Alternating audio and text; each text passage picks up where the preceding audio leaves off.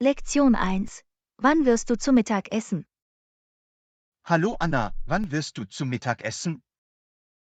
Ich werde um 12:30 Uhr zu Das Mittag ist ein essen. guter Zeitpunkt. Normalerweise esse ich dann auch zu Mittag. Wo isst du normalerweise zu Mittag? Normalerweise esse ich in der Cafeteria in der Nähe meines Büros. Oh, ich bringe lieber mein eigenes Mittagessen von zu Hause mit. Das ist nett. Kochst du jeden Tag dein Mittagessen? Ja, ich koche gerne und es ist gesünder, als ständig auswärts zu essen. Ich stimme zu.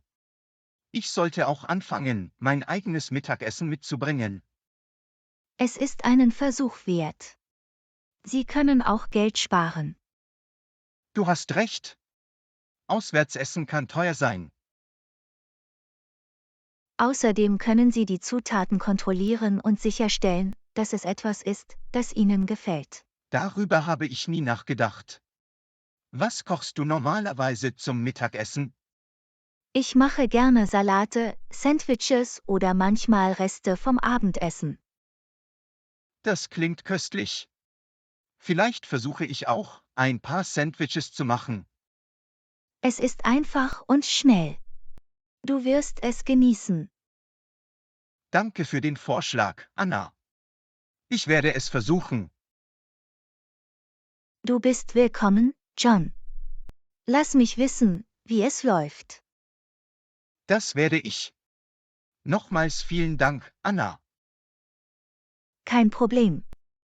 Hab ein gutes Mittagessen. Du auch? Lektion 2. Wann wirst du die Küche putzen? Hallo Anna, wann wirst du die Küche putzen?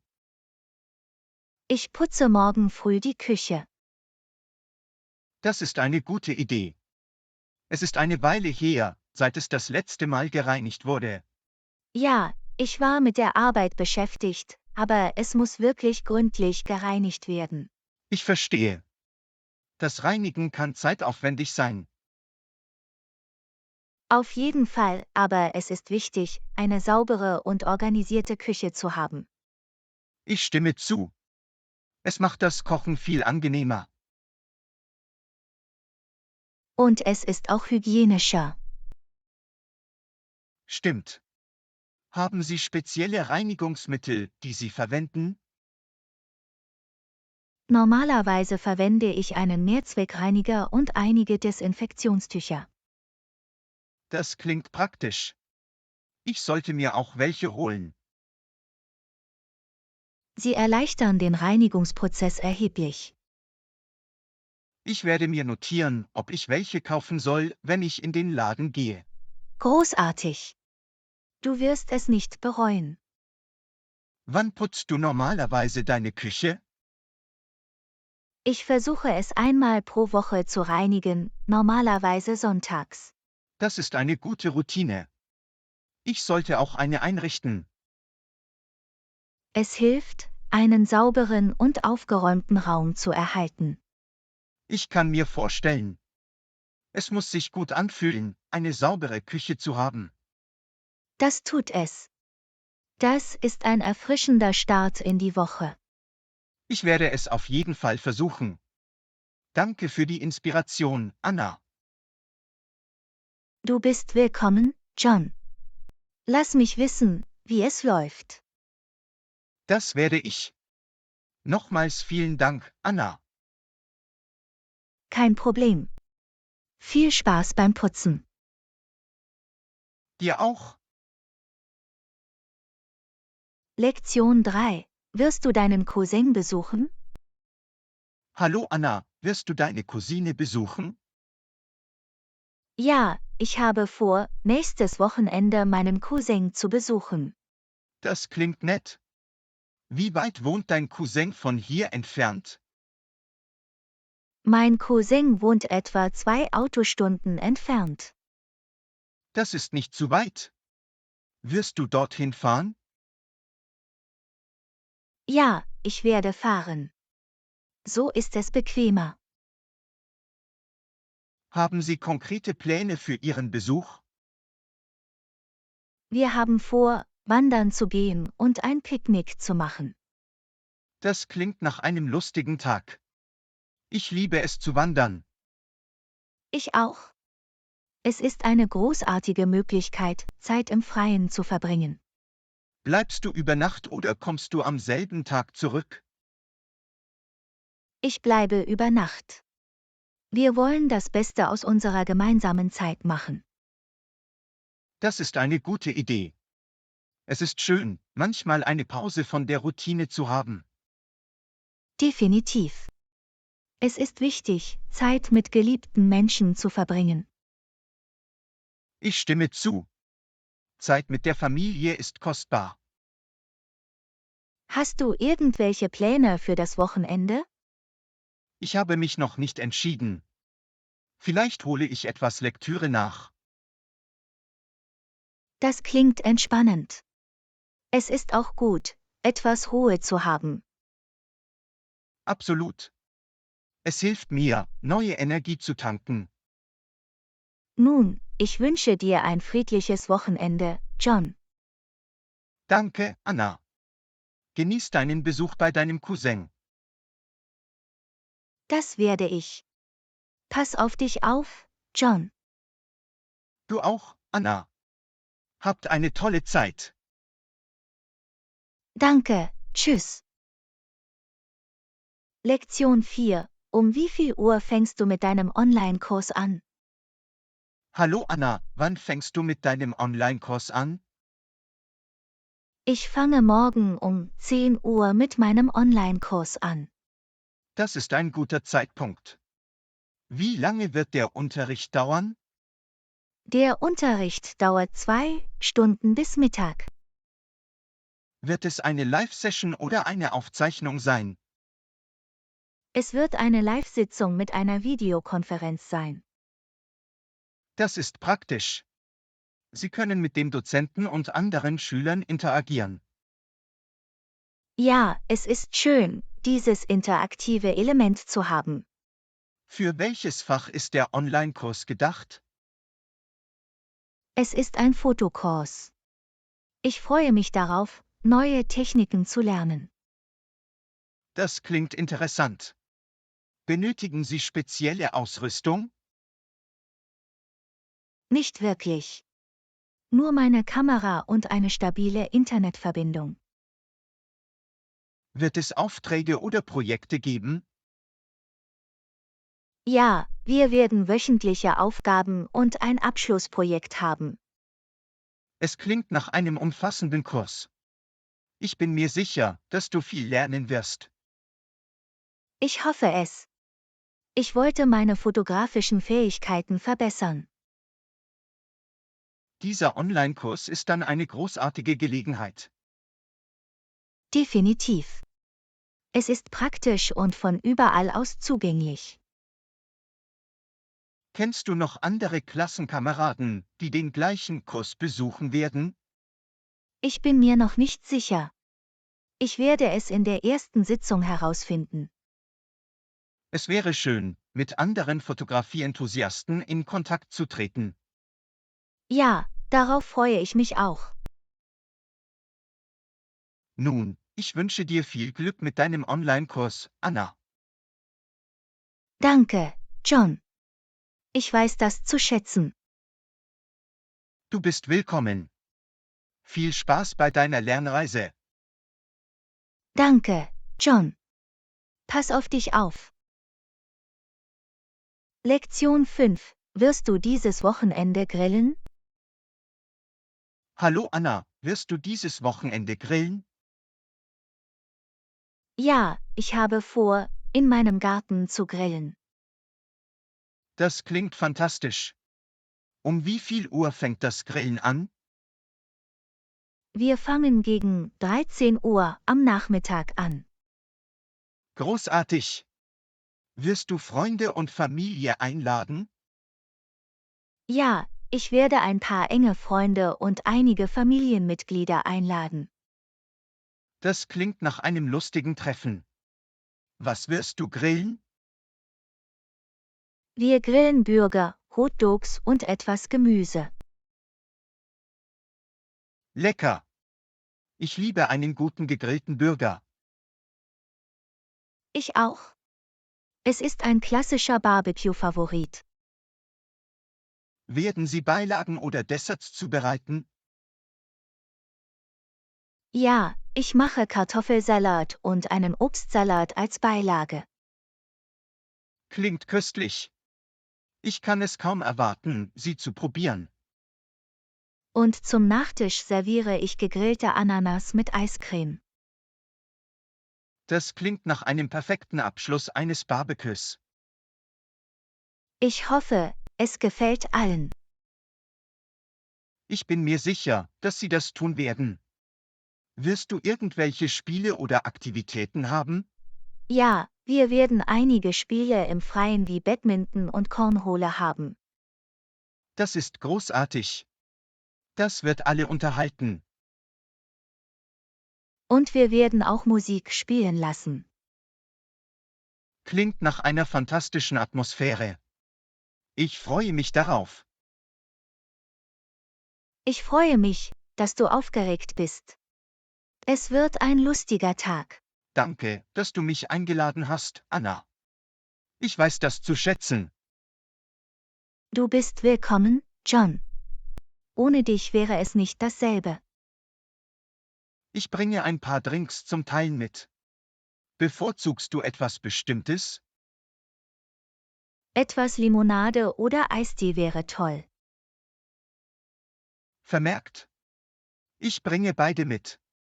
Wir sehen uns am Samstag. Wir sehen uns dann, John. Ich kann das Barbecue kaum erwarten. Lektion 6. Wann rufst du deine Familie an? Hallo Anna, wann rufst du deine Familie an? Ich rufe heute Abend nach dem Abendessen meine Familie an. Das ist ein guter Zeitpunkt. Wie oft rufst du sie an? Ich versuche sie mindestens einmal pro Woche anzurufen. Das ist nett. Es ist wichtig, mit der Familie in Verbindung zu bleiben. Definitiv.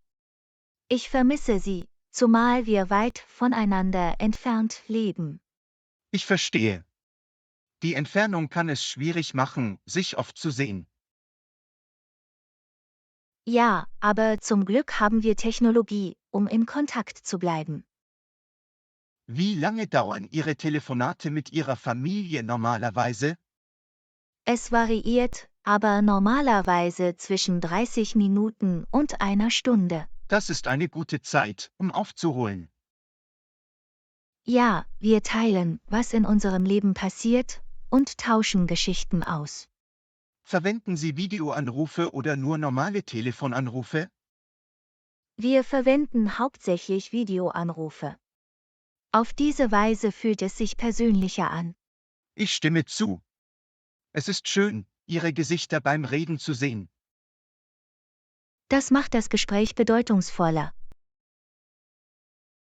Gibt es spezielle Themen, über die Sie häufig mit Ihrer Familie sprechen? Wir sprechen über unsere täglichen Aktivitäten, bevorstehende Pläne und manchmal über Erinnerungen. Das klingt wunderbar. Familiengespräche sind immer etwas Besonderes. Das sind sie wirklich. Es ist eine Zeit der Verbundenheit und Unterstützung. Ich freue mich, dass Sie sich bemühen, mit Ihrer Familie in Verbindung zu bleiben. Danke, John. Familie ist mir wichtig.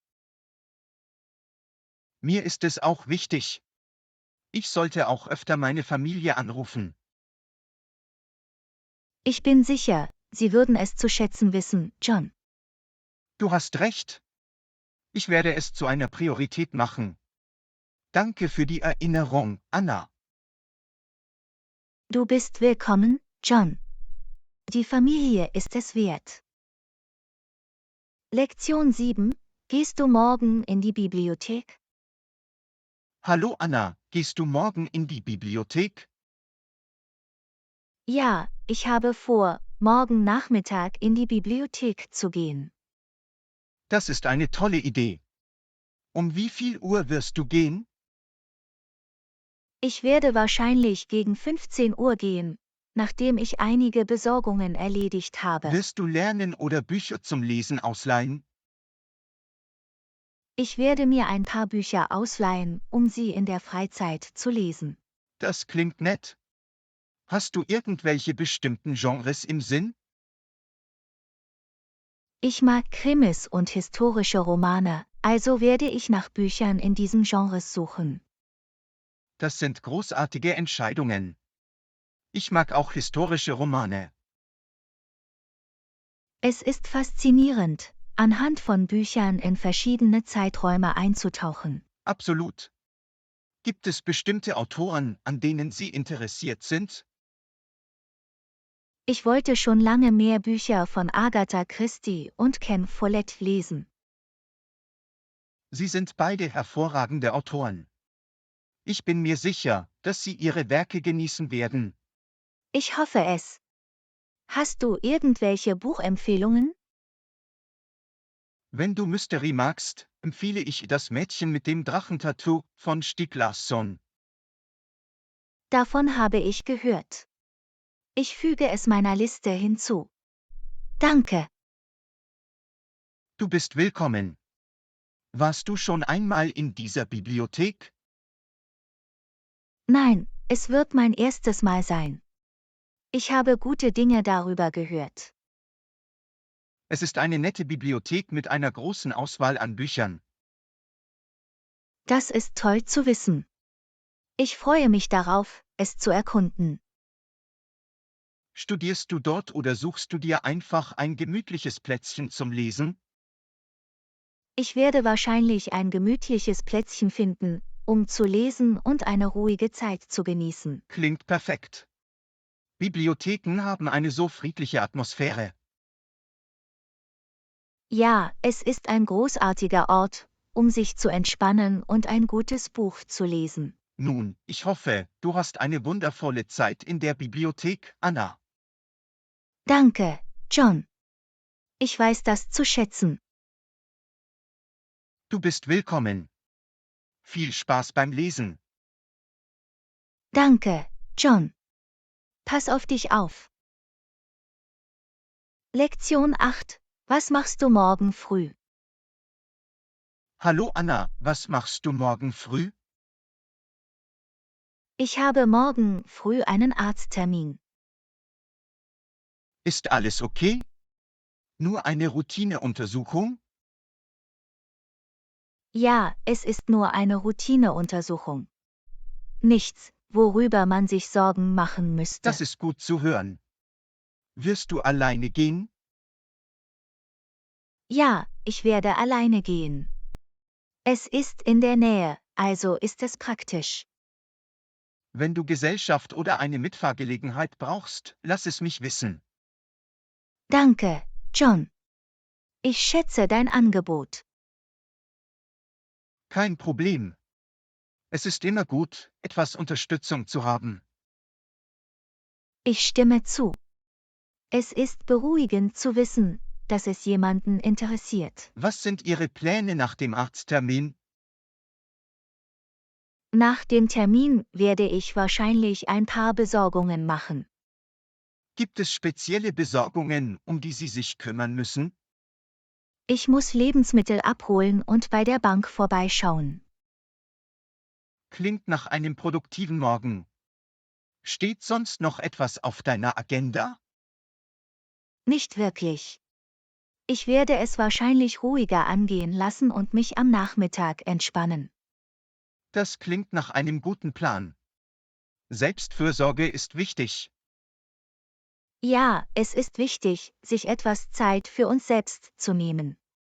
Hast du irgendwelche Hobbys oder Aktivitäten, die du in deiner Freizeit gerne machst?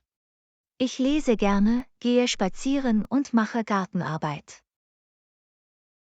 Das sind großartige Möglichkeiten, sich zu entspannen und abzuschalten. Ja, sie helfen mir, neue Energie zu tanken und meinen Kopf frei zu Kann ich bekommen. irgendwas tun, um dir zu helfen oder dich zu unterstützen?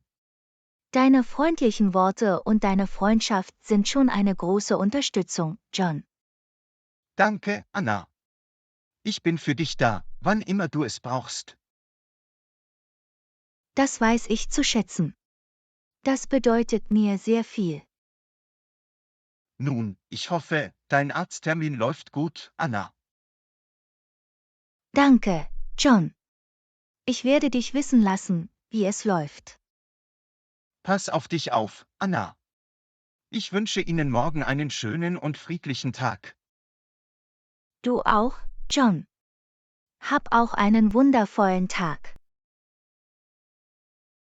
Lektion 9. Wann frühstückst du? Hallo Anna, wann wirst du frühstücken? Normalerweise frühstücke ich jeden Morgen gegen 8 Uhr. Das ist ein guter Zeitpunkt, um den Tag zu beginnen. Was isst du normalerweise? Ich esse gerne eine Schale Müsli mit etwas frischem Obst. Das klingt gesund und erfrischend. Bevorzugen Sie ein bestimmtes Müsli? Ich mag Vollkorngetreide wie Hafer oder Kleeflocken. Haben Sie irgendwelche Toppings oder Zusätze für Ihr Müsli? Normalerweise füge ich einige geschnittene Bananen oder Beeren hinzu, um den Geschmack zu erhöhen. Das ist eine großartige Möglichkeit, den Geschmack zu verbessern. Trinkst du etwas dazu? Normalerweise trinke ich eine Tasse Kaffee oder ein Glas Orangensaft. Gute Entscheidungen. Ich selbst bin eher ein Tee-Fan. Tee ist auch super. Es ist eine beruhigende Art, den Tag zu beginnen. Frühstückst du alleine oder mit jemand anderem? Normalerweise frühstücke ich wochentags alleine. Wie wäre es an Wochenenden oder besonderen Anlässen? Am Wochenende frühstücke ich manchmal mit meiner Familie oder Freunden. Frühstückstreffen können eine schöne Möglichkeit sein, mit geliebten Menschen in Kontakt zu treten. Ja, es ist eine schöne Zeit, um sich zu treffen und die Gesellschaft des anderen zu genießen. Haben Sie einen Lieblingsplatz oder ein Lieblingsrestaurant zum Frühstück? Nicht wirklich. Ich frühstücke die meiste Zeit lieber zu Hause. Hausgemachtes Frühstück ist das Beste. Sie können sie personalisieren. Das ist wahr. Ich kann mein Frühstück nach meinen Wünschen gestalten. Nun, ich hoffe, du hast morgen ein köstliches und anregendes Frühstück, Anna. Danke, John. Ich wünsche dir dasselbe. Danke, Anna. Genieß deinen Tag vor dir. Du auch, John. Pass auf dich auf. Lektion 10. Wirst du duschen, bevor du zur Arbeit gehst? Hallo Anna, wirst du duschen, bevor du zur Arbeit gehst? Ja, ich dusche immer morgens, bevor ich losgehe. Das ist eine gute Möglichkeit, sich erfrischt und bereit für den Tag zu fühlen. Absolut. Es hilft mir aufzuwachen und mich wacher zu fühlen. Haben Sie eine bestimmte Duschroutine oder Produkte, die Sie verwenden? Ich verwende gerne eine feuchtigkeitsspendende Körperwäsche und ein sanftes Shampoo. Die Pflege Ihrer Haut und Haare ist wichtig. Ja, es ist wichtig, auf gute Hygiene und Selbstpflege zu achten. Wie lange dauert deine übliche Dusche? Meine Duschen dauern normalerweise etwa 10 bis 15 Minuten. Das ist eine gute Zeitspanne. Effizient und effektiv. Ich versuche auch, auf den Wasserschutz zu achten. Das ist großartig. Jede noch so kleine Anstrengung zählt. Danke. Haben Sie eine bestimmte Morgenroutine vor der Arbeit? Ja, ich frühstücke gerne schnell und mache ein paar Dehnübungen. Es ist eine gute Idee, den Tag mit Frühstück und Bewegung zu beginnen. Es hilft mir, mich energiegeladen und konzentriert zu fühlen. Ich stimme zu. Es ist wichtig, einen positiven Ton für den Tag anzugeben. Gibt es spezielle Herausforderungen oder Vorteile Ihrer Morgenroutine? Die Herausforderung besteht manchmal darin, dass Sie sich überstürzt fühlen, aber der Vorteil ist, dass Sie sich vorbereitet Das fühlen. ergibt Sinn. Vorbereitet zu sein, ist eine gute Grundlage für den Tag. Genau. Es hilft mir, organisiert und auf Kurs zu bleiben. Nun, ich wünsche dir eine erfrischende Dusche und einen produktiven Arbeitstag, Anna. Danke, John. Ich wünsche dir dasselbe. Danke, Anna. Lass uns einen großartigen Tag daraus machen. Absolut, John. Passen Sie auf sich auf. Lektion 11. Wann fängst du an zu arbeiten? Hallo Anna, wann fängst du an zu arbeiten? Normalerweise fange ich jeden Tag um 9 Uhr an zu arbeiten. Das ist ein guter Zeitpunkt, um den Arbeitstag zu beginnen. Wie lang ist Ihr Arbeitsplan? Ich arbeite von 9 bis 17 Uhr. Es ist also ein 8-Stunden-Arbeitstag. Haben Sie eine bestimmte Routine oder Aufgaben, die Sie erledigen, wenn Sie mit der Arbeit beginnen? Ja, normalerweise checke ich meine E-Mails und priorisiere meine Aufgaben für den Tag. Das ist eine gute Möglichkeit, sich zu organisieren und Ziele für den Tag zu setzen. Es hilft mir, konzentriert und produktiv zu bleiben. Gibt es besondere Herausforderungen, mit denen Sie zu Beginn der Arbeit konfrontiert sind? Manchmal ist es schwierig, vom Privaten in den Arbeitsmodus umzuschalten. Das kann ich verstehen. Es ist wichtig, ein Gleichgewicht zu finden. Ja, diesen Übergang zu finden, kann manchmal etwas schwierig sein. Haben Sie Strategien oder Tipps, um diese Herausforderung zu meistern? Ich finde, dass es hilfreich ist, eine Morgenroutine zu haben und klare Grenzen zu setzen. Das ist klug. Die Einrichtung eines eigenen Arbeitsbereichs kann ebenfalls einen Unterschied machen. Absolut. Ein ausgewiesener Arbeitsbereich hilft mir, in den Arbeitsmodus zu kommen. Gibt es spezielle Aufgaben oder Projekte, auf die Sie sich heute freuen? Ich habe ein Treffen mit meinem Team, um ein neues Projekt zu besprechen, das ist also aufregend. Das klingt interessant. Zusammenarbeit und Teamwork können sich lohnen. Definitiv. Es ist immer toll, gemeinsam auf ein gemeinsames Ziel hinzuarbeiten. Nun, ich wünsche dir einen produktiven und erfolgreichen Arbeitstag, Anna. Danke, John. Ich wünsche dir dasselbe. Danke, Anna. Lass uns das Beste aus dem vor uns liegenden Tag machen. Absolut, John.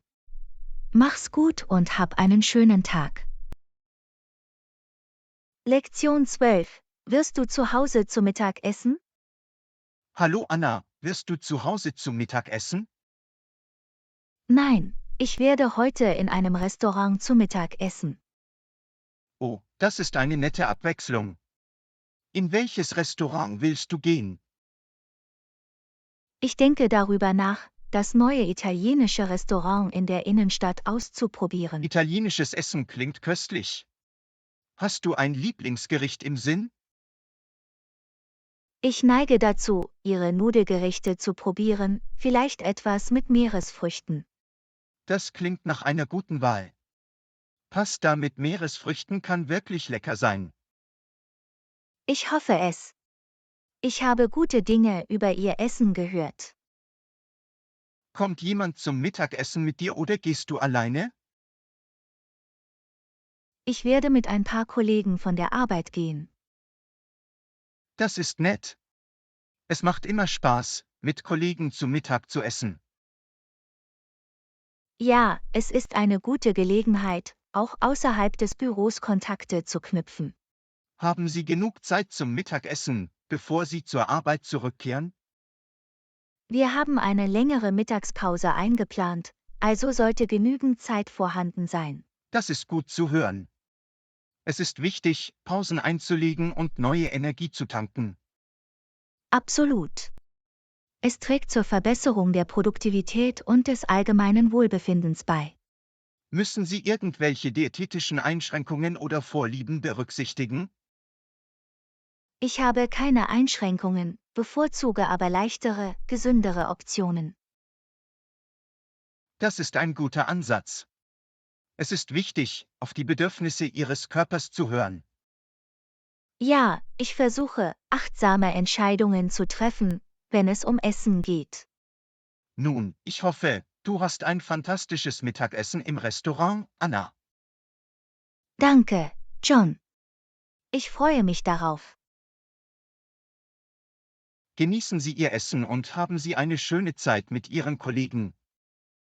Danke, John. Ich weiß das zu schätzen. Hab einen schönen Nachmittag. Du auch, Anna. Pass auf dich auf. Lektion 13. Wann wirst du mit der Arbeit fertig sein? Hallo Anna, wann wirst du mit der Arbeit fertig sein? Normalerweise beende ich die Arbeit jeden Tag gegen 17 Uhr. Das ist eine typische Zeit, in der der Arbeitstag endet. Ist es ein fester Zeitplan? Ja, es ist ein Standardplan für mich, es sei denn, es gibt dringende Aufgaben. Haben Sie heute bestimmte Aufgaben oder Termine zu erledigen? Ich muss ein paar Termine einhalten, aber ich sollte sie pünktlich erledigen können. Das ist gut zu hören. Es ist wichtig, die Zeit effektiv zu verwalten. Absolut. Zeitmanagement ist entscheidend für die Produktivität. Gibt es besondere Herausforderungen, denen Sie beim Abschluss der Arbeit gegenüberstehen? Manchmal tauchen unerwartete Aufgaben auf, die zu Verzögerungen führen können. Ich verstehe. Flexibilität ist in solchen Situationen wichtig. In der Tat. Anpassungsfähigkeit hilft beim Umgang mit unerwarteten Situationen. Hast du irgendwelche Strategien oder Rituale, um dich nach der Arbeit zu entspannen? Ich mache gerne einen kurzen Spaziergang oder mache leichte Dehnübungen, um mich zu entspannen. Das ist eine großartige Möglichkeit, von der Arbeit zur Freizeit überzugehen. Es hilft mir, meinen Kopf frei zu bekommen und den Fokus zu verlagern. Gibt es Aktivitäten oder Hobbys, die dir nach der Arbeit Spaß machen? Ich lese gerne, höre Musik und verbringe Zeit mit meinen Lieben. Das sind wunderbare Möglichkeiten, sich zu entspannen und neue Energie zu tanken. Ja, sie helfen mir, ein Gleichgewicht zwischen Beruf und Privatleben zu finden. Nun, ich wünsche dir einen produktiven und erfüllenden Arbeitstag, Anna. Danke, John. Ich wünsche dir dasselbe. Danke, Anna. Lass uns das Beste aus unserer Zeit machen und den Tag genießen. Absolut, John. Mach's gut und hab einen schönen Tag. Lektion 14. Was machst du nach der Arbeit? Hallo Anna, was machst du nach der Arbeit? Ich habe vor, ins Fitnessstudio zu gehen und zu trainieren.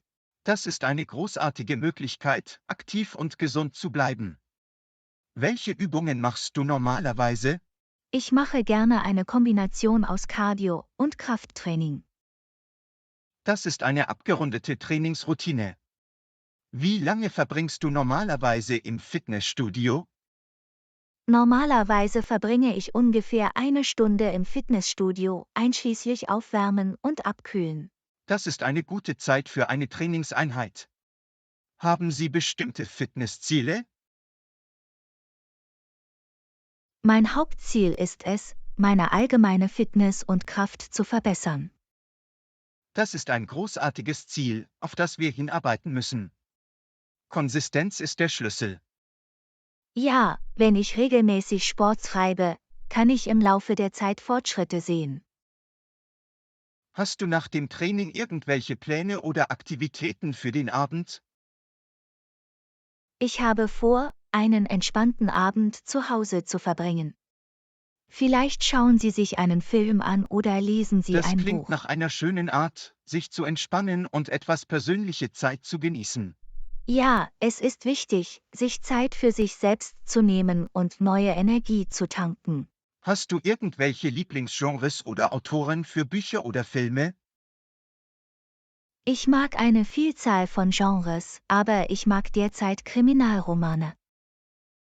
Kriminalromane können ziemlich faszinierend sein. Gibt es Lieblingsautoren in diesem Genre? Ich lese gerade ein Buch von Agatha Christie und finde ihr Schreiben faszinierend. Agatha Christie ist eine renommierte Autorin im Mystery-Genre. Viel Spaß beim Lesen. Danke, John. Ich freue mich darauf. Was ist mit dir? Irgendwelche Pläne nach der Arbeit? Ich werde später am Abend eine Gitarrenstunde besuchen. Ich habe gelernt zu spielen. Das ist fantastisch. Ein Instrument zu spielen ist ein wunderbares Hobby. Wie sind deine Fortschritte? Ich bin immer noch ein Anfänger, aber ich genieße den Lernprozess und übe regelmäßig. Das ist der Geist. Übung macht den Meister. Viel Spaß beim Gitarrenunterricht.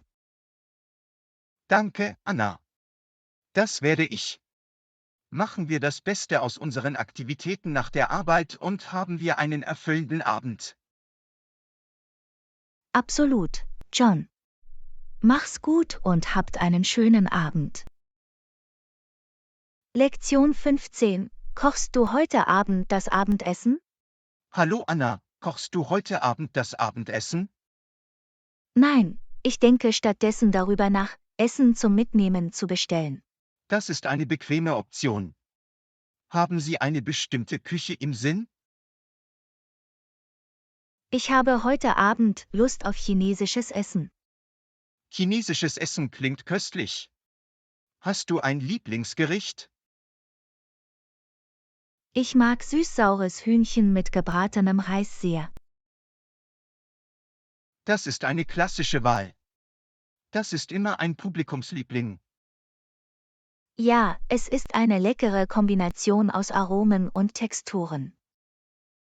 Haben Sie ein Lieblingsrestaurant für chinesisches Essen zum Mitnehmen? Ich habe ein Lieblingsrestaurant vor Ort, das großartiges chinesisches Essen zubereitet. Das ist gut zu wissen. Lokale Favoriten haben oft authentische Aromen.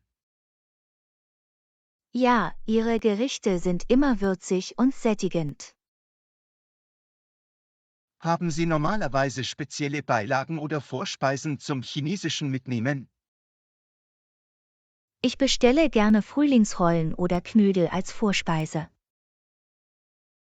Frühlingsrollen und Knödel sind immer eine beliebte Wahl. Sie sind lecker und lassen sich auch hervorragend mit anderen teilen. Haben Sie vor, zu Hause gemütlich zu Abend zu essen oder Freunde einzuladen? Ich werde heute Abend zu Hause gemütlich zu Abend essen, nur etwas Entspannung für mich. Das klingt nett. Es ist wichtig, etwas Zeit für sich allein zu haben. Ja, es hilft mir, mich nach einem langen Tag zu entspannen und neue Energie zu tanken. Nun, ich hoffe, du genießt dein chinesisches Abendessen zum Mitnehmen, Anna. Danke, John. Ich freue mich darauf. Guten Appetit. Hab einen wundervollen Abend. Danke, John. Du auch. Pass auf dich auf und genieß deinen Abend. Danke, Anna. Pass auch auf dich auf. Hab einen schönen Abend. Lektion 16. Wirst du deine Lieblingsfernsehsendung sehen? Hallo Anna, wann wirst du deine Lieblingsfernsehsendung sehen? Normalerweise schaue ich es mir abends nach dem Abendessen an. Das ist eine gute Zeit, um sich zu entspannen und Unterhaltung zu genießen. Was ist das für eine Sendung? Es ist eine Krimiserie, die ich schon eine Weile verfolge. Krimis können ziemlich faszinierend sein. Hast du noch andere Lieblingsgenres? Ich mag auch Comedy- und Science-Fiction-Shows für unbeschwerte Unterhaltung. Das ist eine nette Mischung von Genres. Es ist gut, unterschiedliche TV-Einstellungen zu haben. Absolut. Es hält die Dinge interessant und bietet verschiedene Stimmungen. Schaust du deine Lieblingssendung alleine oder mit jemand anderem? Normalerweise schaue ich es mir alleine an, aber manchmal schaue ich es mir mit meinem Mitbewohner oder Freunden an. Mit anderen zuzuschauen kann Spaß machen, vor allem, um zu diskutieren und Reaktionen auszutauschen. Ja, es fügt dem Seherlebnis ein soziales Element hinzu. Gibt es einen bestimmten Wochentag, an dem die neuen Folgen veröffentlicht werden? Ja, jeden Mittwoch kommen neue Folgen heraus, also schaue ich mir diese unbedingt an. Das ist schön, jede Woche einen bestimmten Tag zu haben, auf den man sich freuen kann. Irgendwelche Snacks beim Zuschauen? Ich esse gerne Popcorn oder ein paar Chips als Snack, während ich fernsehe. Popcorn und Chips sind klassische Optionen. Sie passen gut zu einer guten Show. Absolut. Es ist eine nette Möglichkeit, das Seherlebnis zu verbessern. Nun, ich hoffe, du hast viel Spaß beim Anschauen deiner Lieblingssendung, Anna. Danke, John. Ich freue mich darauf. Gibt es Serien oder Filme, die du gerade magst? Ich habe in letzter Zeit eine Science-Fiction-Serie gesehen. Es war ziemlich fesselnd. Science-Fiction-Shows können faszinierend sein. Viel Spaß beim Ansehen. Danke, Anna. Lass uns beide unsere Lieblingssendungen genießen und eine wundervolle Zeit haben. Absolut, John. Passen Sie auf sich auf und genießen Sie Ihren Abend. Du auch, Anna. Pass auf dich auf. Hab einen schönen Abend. Lektion 17. Wirst du vor dem Schlafengehen ein Buch lesen? Hallo Anna, liest du vor dem Schlafengehen ein Buch? Ja, ich lese gerne, bevor ich schlafen gehe. Lesen vor dem Schlafengehen kann eine gute Möglichkeit sein, sich zu entspannen. Welches Buch liest du gerade? Ich lese gerade einen Kriminalroman eines bekannten Autors. Kriminalromane können ziemlich fesselnd sein. Was hat dich zu diesem Genre hingezogen? Ich genieße die Spannung und den Versuch, das Rätsel zusammen mit den Charakteren zu lösen. Das ist ein aufregender Aspekt von Mystery-Geschichten. Hast du noch andere Lieblingsgenres? Ich mag auch historische Belletristik und Selbsthilfebücher für mein persönliches Wachstum. Historische Fiktion kann sie in verschiedene Zeiträume entführen. Irgendwelche Lieblingsautoren? Ich habe ein paar Lieblingsautoren, aber es macht auch immer Spaß, neue zu entdecken. Absolut, die Entdeckung neuer Autoren kann zu aufregenden Leseerlebnissen führen. Ja, es hält die Lesereise frisch und interessant. Wie lange liest du normalerweise vor dem Schlafengehen? Ich versuche etwa 30 Minuten bis eine Stunde zu lesen, bevor ich das Licht ausschalte. Das ist eine gute Zeit, um in ein Buch einzutauchen. Gibt es spezielle Leserituale?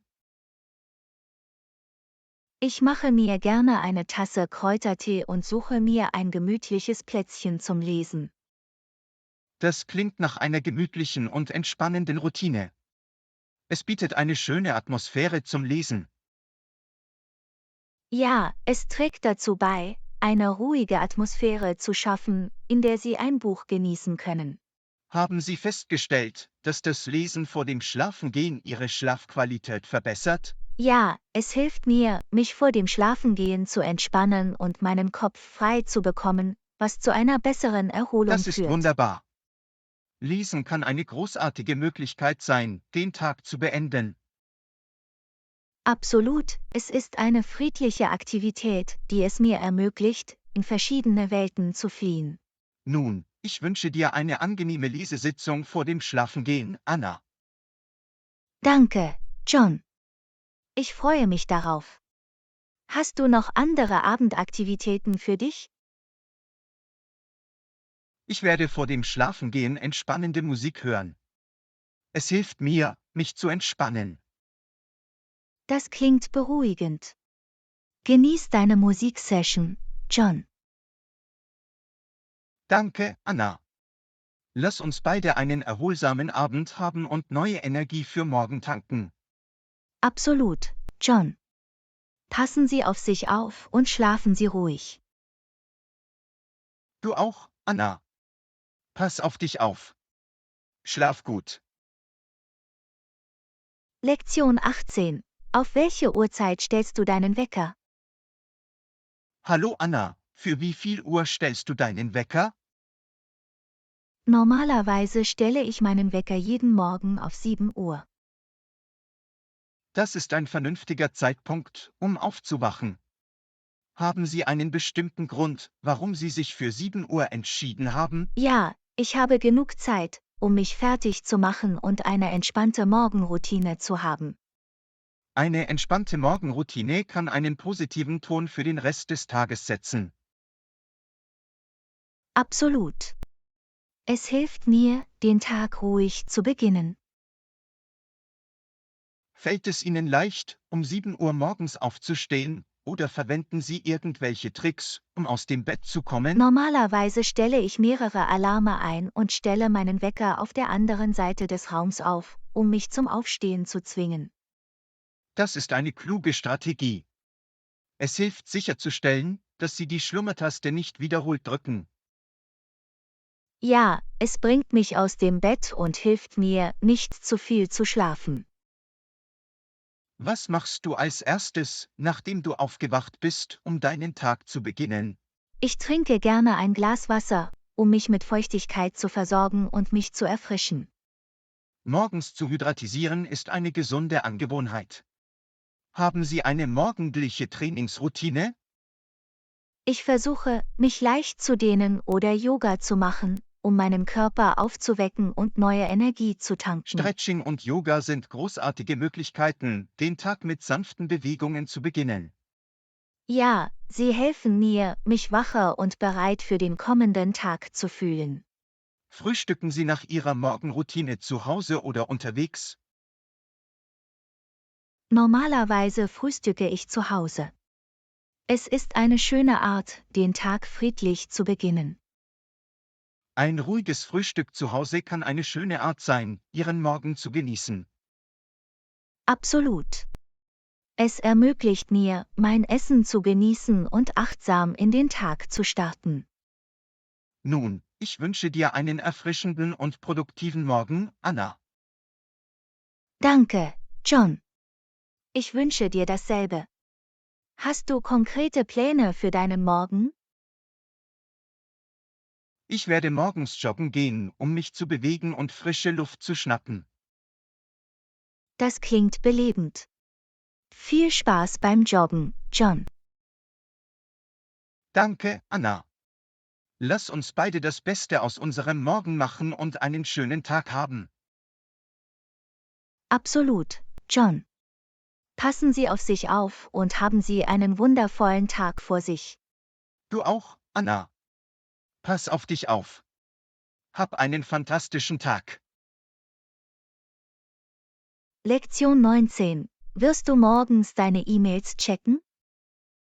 Hallo Anna, wirst du morgen früh deine E-Mails checken? Ja, ich mache es mir zur Gewohnheit, morgens als erstes meine E-Mails zu checken.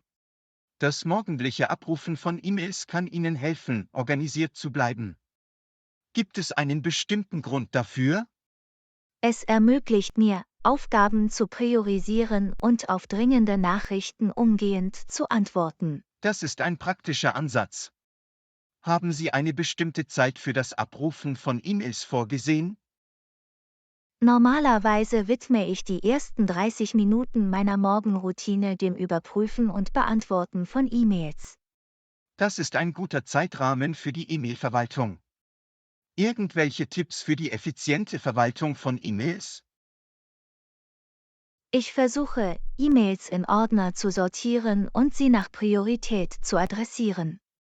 Es hilft mir, organisiert zu bleiben. Das Organisieren von E-Mails in Ordnern ist eine hervorragende Möglichkeit, den Prozess zu rationalisieren. Irgendwelche anderen Strategien? Ich melde mich auch von unnötigen Mailinglisten ab, um meinen Posteingang übersichtlich zu halten.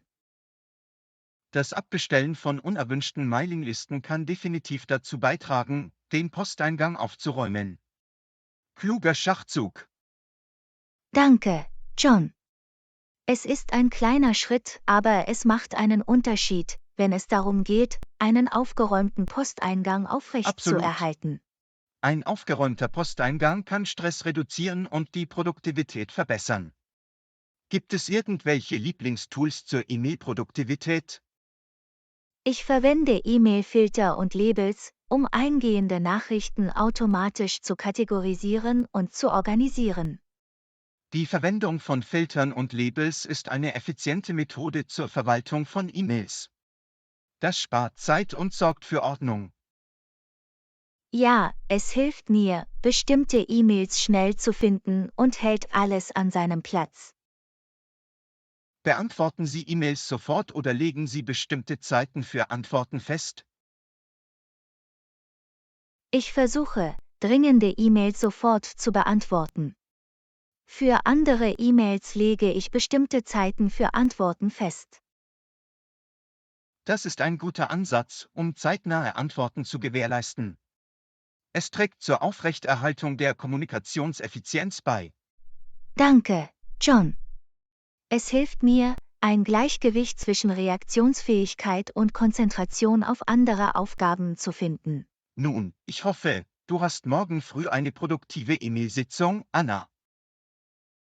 Danke, John. Ich wünsche dir dasselbe.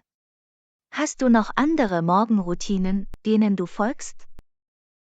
Ich nehme mir ein paar Minuten Zeit für Meditation und Reflexion, um meinen Tag mit klarem Verstand zu beginnen. Das ist eine großartige Möglichkeit, Achtsamkeit zu fördern und einen positiven Ton für den Tag zu setzen. Absolut. Lass uns beide einen produktiven und konzentrierten Morgen haben, Anna. In der Tat, John. Passen Sie auf sich auf und haben Sie einen erfolgreichen Tag. Du auch, Anna. Mach's gut und hab einen wundervollen Tag vor dir. Lektion 20. Wann rufst du normalerweise deinen Freund an? Hallo Anna, wann rufst du normalerweise deine Freundin an? Normalerweise rufe ich meinen Freund abends nach der Arbeit oder am Wochenende an. Das ist ein guter Zeitpunkt, um sich zu treffen und ein Gespräch zu führen. Wie oft rufst du an? Ich versuche, meinen Freund mindestens ein- oder zweimal pro Woche anzurufen, um in Verbindung zu bleiben. Es ist wichtig, mit Freunden in Verbindung zu bleiben. Haben Sie einen bevorzugten Anruftag? Ich habe keinen bestimmten Tag, aber normalerweise wähle ich einen Tag, an dem wir beide frei haben. Das ist verständlich. Es ist wichtig, eine Zeit zu finden, die für Sie beide funktioniert. Gibt es einen bestimmten Grund für den Anruf? Manchmal unterhalten wir uns einfach über unseren Tag oder teilen interessante Neuigkeiten oder Updates. Es ist schön, ungezwungene Gespräche zu führen und über das Leben des anderen auf dem Laufenden zu bleiben. Irgendwelche anderen Kommunikationsmittel? Wir schreiben uns auch die ganze Woche über eine SMS, um in Kontakt zu bleiben und schnelle Nachrichten auszutauschen. SMS sind praktisch für eine schnelle Kommunikation. Haben Sie vor, sich persönlich zu treffen? Ja, wir planen, uns nächsten Monat zu einem Café zu treffen und uns zu treffen. Das klingt unterhaltsam. Ein persönliches Treffen bietet eine andere Verbindungsebene. Gibt es spezielle Aktivitäten, die Sie zusammen genießen? Wir gehen gerne spazieren, probieren neue Restaurants aus und schauen uns gemeinsam Filme an. Das sind lustige Aktivitäten, die man mit einem Freund teilen kann. Es hört sich so an, als ob Sie eine großartige Beziehung haben. Wie lange dauern Ihre Anrufe Unsere Anrufe normalerweise? dauern in der Regel etwa 30 Minuten bis zu einer Stunde, je nachdem, über wie viel wir sprechen müssen. Das ist eine gute Zeit für ein bedeutungsvolles Gespräch. Gibt es spezielle Themen, die Sie besprechen? Wir sprechen über eine Vielzahl von Themen, von unserem Privatleben bis hin zu aktuellen Ereignissen und gemeinsamen Interessen. Es ist schön, abwechslungsreiche Gespräche zu führen, die die Dinge interessant halten. Nun, ich wünsche dir viel Spaß beim Treffen mit deiner Freundin Anna. Danke, John. Ich freue mich darauf. Hast du vor, dich mit deinen Freunden zu verbinden? Ich habe für dieses Wochenende einen virtuellen Spieleabend mit meinen Freunden geplant. Es sollte viel Spaß machen. Das klingt nach einer großartigen Möglichkeit, Kontakte zu knüpfen und eine gute Zeit zu haben. Genieß deinen Spieleabend, Danke, John. Anna. Lass uns beide unsere Freundschaften pflegen und in Verbindung bleiben. Hab eine wundervolle Zeit. Absolut, John. Passen Sie auf sich auf und haben Sie einen fantastischen Tag. Du auch, Anna. Mach's gut und hab einen fantastischen Tag vor dir.